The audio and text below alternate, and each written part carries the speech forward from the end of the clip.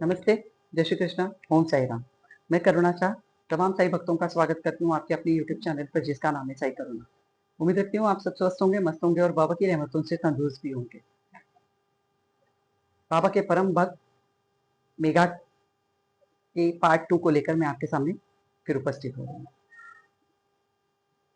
मेघा जो गाँव के सारे भगवानों की पूजा करने के बाद खंडोबा देवस्थान जाया करता था, वहाँ उनकी पूजा करने के बाद आखिरी में द्वारका माई आया करता था। अब एक दिन ऐसा हुआ कि मेघा खंडोबा देवस्थान गए हुए थे पूजा करने के लिए, और उस वक्त खंडोबा देवस्थान में उपासनी महाराज का वास्तव्य था और उन्होंने किसी कारणवश अंदर से मंदिर को बंद करके रखा हुआ था। तो मेघा रेगुलर जब उसकी पूजा का टाइम हुआ तो वो सारी भगवानों की पूजा करने के बाद खंडोबा देवस्थान पहुंचे, तो उन्होंने देखा कि मंदिर अंदर से बंद है। उन्होंने काफी कोशिशें की कि मंदिर खुल जाए, पर वो खुल नहीं पाया। तो बाबा की आरती के लिए थोड़ा लेट हो रहा था, ये सोचकर वो वापस द्वारका माई आ गए। द्वारका माई आते ही बाबा ने उनसे पूछा कि मेघा, आज तुम्हारी पूजा में खंड क्यों है? आज तुम्हारी पूजा अधूरी सी क्यों है? तो उसने कहा, बाबा मैं तो गया था खंडोबा मंदिर, लेकिन मंदिर अंदर से बंद था और मैंने काफी कोशिशें की बाबा, पर नहीं खुल पाया, तो मैं मजबूरी में वापस आ गया हूँ।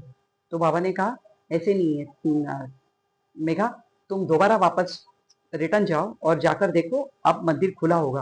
आप पहले उनकी पूजा करो, फिर इधर आना। अब फासला बहुत है द्वारका माई में। आप अगर कभी शिरडी गए हो तो आप जानते होंगे ये चीज कि द्वारका माई और खंडोबा देवस्थान में बहुत फासला है। फिर भी मेघा बाबा के कहने के बाद, बाबा की आज्ञा से दोबारा खंडोबा देवस्थान गए। देखा उन्होंने जाकर, वहां मंदिर खुला था। उन्होंने जाकर खंडोबा की पूजा की। इस तरह से वो भी खुश हुए कि आज एक भगवान बिना पूजा के रह जाता, क्योंकि बाबा ने भी यही कहा था कि सारे भगवानों को पूजा मिल चुकी है पर एक भगवान बिना पूजा के रह चुका है। तो मेघा वापस जाओ। मेघा ने उनकी पूजा की और दोबारा वापस आए द्वारका में और उन्होंने फिर बाबा की पूजा। अब नाना साहेब चांदोरकर जी ने एक बहुत बड़ी सी तस्वीर मेघा को साईं बाबा की दी हुई थी। तो मेघा ने वो साठेवाड़े के अपने रूम के अंदर वो तस्वीर लगा कर रखी थी दूसरे भगवानों के साथ, और वो रोज उनकी पूजा किया करता था। और पूजा करने के बाद भी आरती, मतलब उसका नियम था कि पहले बाड़े में फोटो की पूजा करना है, आरती करना है, अष्टोपचार पूजा है, और उसके बाद द्वारका माई में जाकर बाबा की प्रत्यक्ष पूजा वो किया करता था। और जितना समय उसके पास इसके बाद में भी जो बचता था ना, इतनी आरती या पूजा सब होने के बाद, वो बाबा की तस्वीर के सामने अक्सर बैठकर उनकी ओर निहारता रहता था। ये भक्ति थी मेघा की। तो एक दिन जब मेघा अपने वाड़े के कमरे में सोए हुए थे, तो अर्ली मॉर्निंग वो जागरूक थे पूरी तरह, पर आंख बंद करके अपने बिस्तर पर पड़े हुए थे। तो अचानक उनको साईं बाबा की आवाज आई कि मेघा, त्रिशूल बनाओ। और अक्षत जो होती है ना, कुमकुम मिश्रित जो चावल होता है जिसे अक्षत कहते हैं हम लोग, वो सब तरफ बिस्तर पर बाबा बिखेर चुके थे। तो बाबा की आवाज सुनने के बाद इसने आंख खोलकर जब मेघा ने देखा तो वहां कोई नहीं था, बाबा भी नहीं थे। पर उसने जब बिस्तर पर देखा तो सब तरफ वो अक्षत गिरी हुई थी, और उसे लगा कि ये शायद दृष्टांत था बाबा का। और उसने इधर उधर जब खिड़की और दरवाजों की ओर देखा तो दरवाजे और खिड़की पूर्ववत बंद थे। तो उसे लगा कि ये हो सकता है ये दृष्टांत ही हो, यहाँ बाबा नहीं आए थे। पर चावल तो सब तरफ गिरे हुए थे। वो तुरंत उठा है अपनी बिस्तर से और बाबा से मिलने के लिए द्वारका माई में पहुंचा। और वहां जाकर बाबा से पूरा दृष्टांत उसने कथन किया कि बाबा, मैं तो जग रहा था और मुझे ऐसा दृष्टांत हुआ आपका कि आप आए हो और आपने मुझसे कहा है कि त्रिशूल बनाओ मेघा। तो बाबा, क्या आप मुझे आज्ञा दे रहे हो कि मैं त्रिशूल बनाऊं? तो बाबा ने कहा, दृष्टांत कैसा मेघा? क्या तुमने मेरे शब्द नहीं सुने जो मैंने स्पष्ट रूप से तुमसे कहा था कि मेघा त्रिशूल बनाओ? तो मेरे शब्दों को दृष्टांत का रूप मत दिया करो और मेरे शब्दों को निरर्थक मत समझा करो, क्योंकि हर शब्द जो होता है ना उसके पीछे कोई ना कोई अर्थ जरूर छुपा होता है मेघा। तब बाबा ने कहा, मेघा ने कहा कि बाबा, मुझे भी पहले ऐसे लगा कि आपने ही मुझे जागृत किया है, आप ही ने मुझे जगाया है नींद में से। पर जब मैंने दरवाजों की ओर देखा तो दरवाजे पूरी तरह से पहली तरह बंद थे बाबा। इस वजह से मुझे ऐसा लगा कि ये दृष्टांत आपने मुझे दिया है। तो बाबा ने कहा कि मेरे प्रवेश को किसी भी द्वार की जरूरत नहीं है मेघा। ना मेरा कोई आकार है, ना मेरा कोई विस्तार है, मैं हर जगह पर वास करता हूँ। और अगर तुम पूर्ण रूप से मुझे अपने आप को सौंप देते हो ना, तो तुम्हारे संपूर्ण शरीर के कार्यों का संचालन भी मैं ही करता हूं, इसलिए मेरे शब्दों के ऊपर और मुझ पर पूरा पूरा विश्वास अपना बनाए रखो। मेघा तुरंत वहां से निकला है बाबा की आज्ञा प्राप्त कर, और उसने तुरंत बाबा की तस्वीर बाड़े में जहां रखी हुई थी उसके बाजू में त्रिशूल बनाने का कार्य शुरू किया। दिन भरे में उसने एक सुंदर सा रक्त वर्ण का त्रिशूल बना के रेडी किया, और दूसरे दिन 10 बजे के करीब करीब पुणे से एक रामदास जी भक्त बाबा से मिलने के लिए द्वारका माई में आए, और उन्होंने एक सुंदर सा शिवलिंग बाबा को गिफ्ट दिया, बाबा को उपहार स्वरूप दिया। उसी वक्त मेघा भी बाबा से मिलने के लिए द्वारका माई में आए। तब बाबा ने कहा, मेघा ये देखो शंकर जी आ गए हैं, अब इन्हें रखो और इन्हें बहुत अच्छी तरह से संभाल कर अपने पास में रखो। मेघा विस्मित होकर आंखें फाड़ कर उस शिवलिंग की ओर देखते ही रह गए बस। तब उन्हें संबंध, जो बाबा ने कहा था कि शब्द निरर्थक नहीं होते मेरे कभी भी, तब उसे ये ख्याल आया कि बाबा ने अगले दिन, दूसरे दिन ये शिवलिंग आने वाला था, इसलिए अगले दिन बाबा ने मुझसे वो त्रिशूल बनाने के लिए कहा था। वो हंसी खुशी, इतना हर्ष था उनके मन में, वो हंसी खुशी वो शिवलिंग लेकर अपनी साठेवाड़ी की ओर बढ़ने लगे। तो काका साहब दीक्षित उसी वक्त नहाकर अपने आंगन में, दीक्षित वाड़े के आंगन में एक पत्थर के ऊपर खड़े होकर अपना सर पोंछ रहे थे। उतने में वो शिवलिंग लेकर मेघा आए, और मेघा ने कहा, काका देखो बाबा ने मुझे ये शिवलिंग भेंट किया है।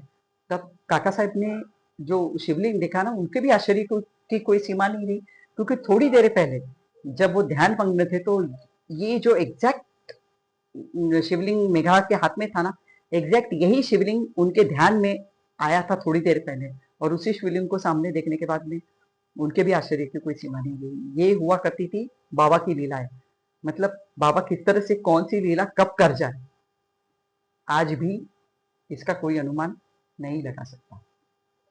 ऐसा प्यारा भक्त बाबा का, साल भर तक यही बाबा की सेवा, हर पल बाबा की सेवा, हर पल बाबा का थॉट, हर पल बाबा की भक्ति, हर पल केवल और केवल प्रेम, निस्सीम प्रेम। इसके अलावा मेघा ने अपनी जिंदगी में और कुछ भी नहीं किया। 1 साल के बाद धीरे धीरे वो बीमार पड़ने लगा।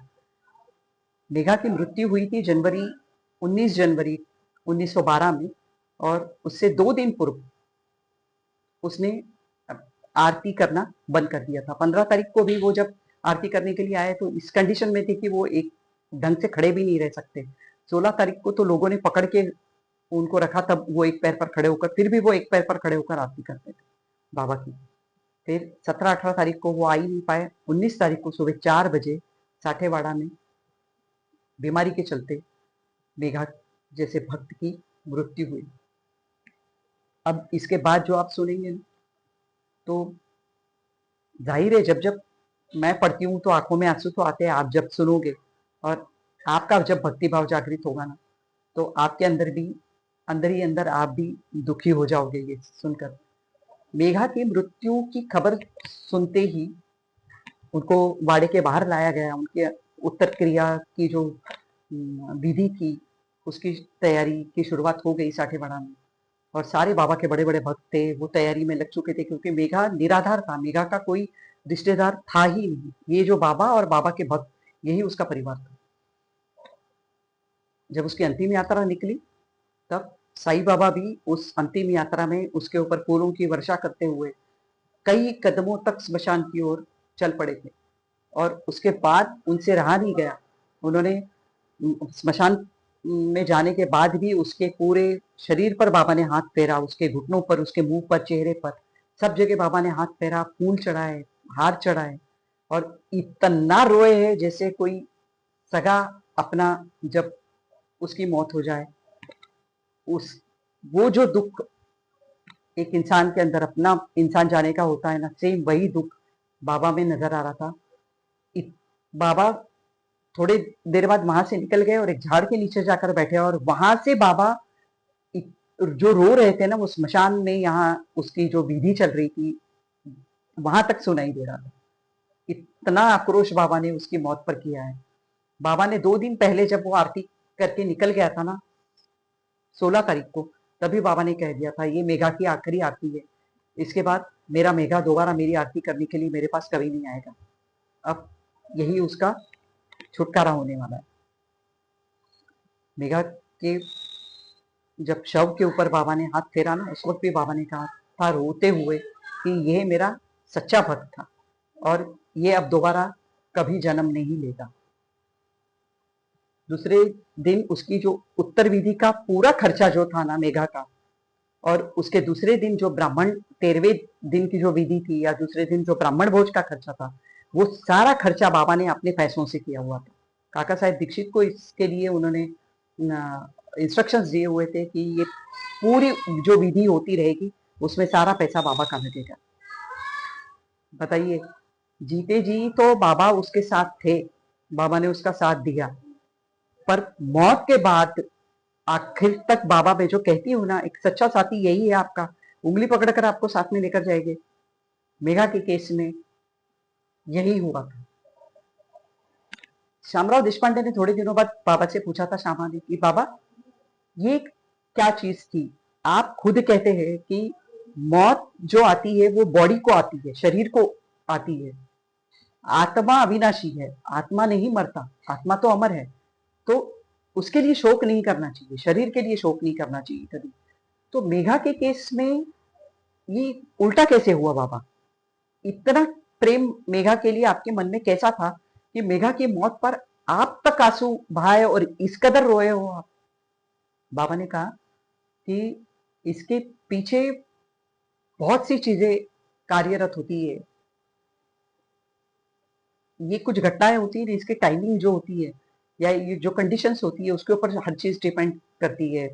श्यामा, ऐसी जब घटनाएं घटित होती है तो आप लोग अपनी गुरु की ओर शंका भरी नजरों से देखते हो कि जो बाबा हमें सिखाते हैं उसके विपरीत ही बाबा का बर्ताव कैसा होता है, कैसा हो पाया। पर मेघा के केस में ये था श्यामा कि मेघा अब दोबारा कभी भी पृथ्वी पर जन्म लेकर नहीं आएगा। मेघा इन सबसे पार जा चुका है, मेघा को मोक्ष मिल चुका है, और मेघा जिस रास्ते पर, उसकी आत्मा जिस रास्ते पर चल चुकी है ना, वो चांद और सूरज से कई गुना परे जा चुका है। वो दोबारा मुझे कभी नहीं दिख सकता। इस वजह से मेघा के लिए मैंने शोक किया था, इस वजह से मेघा के लिए मैं रोया था। और ये अगर चीजें तुम जान पाओगे तो गुरु को समझना और गुरु की क्रियाओं को समझना तुम्हारे लिए भी बहुत आसान होगा। पर तुमने जो ये सवाल किया वो बहुत सही सवाल था, और मालसापति जी से भी बाबा ने उस वक्त यही कहा था कि श्यामा ने जो सवाल किया है ना, ऐसी शंकाएं अगर मन में आए ना तो गुरु के सामने उसे बोल देना चाहिए, ताकि आपकी आध्यात्मिक उन्नति इसी की वजह से संभव है, वरना आप वही अनाड़ी बनकर रह जाओगे अगर ऐसी शंकाओं को आप अपने मन में दफन कर दोगे।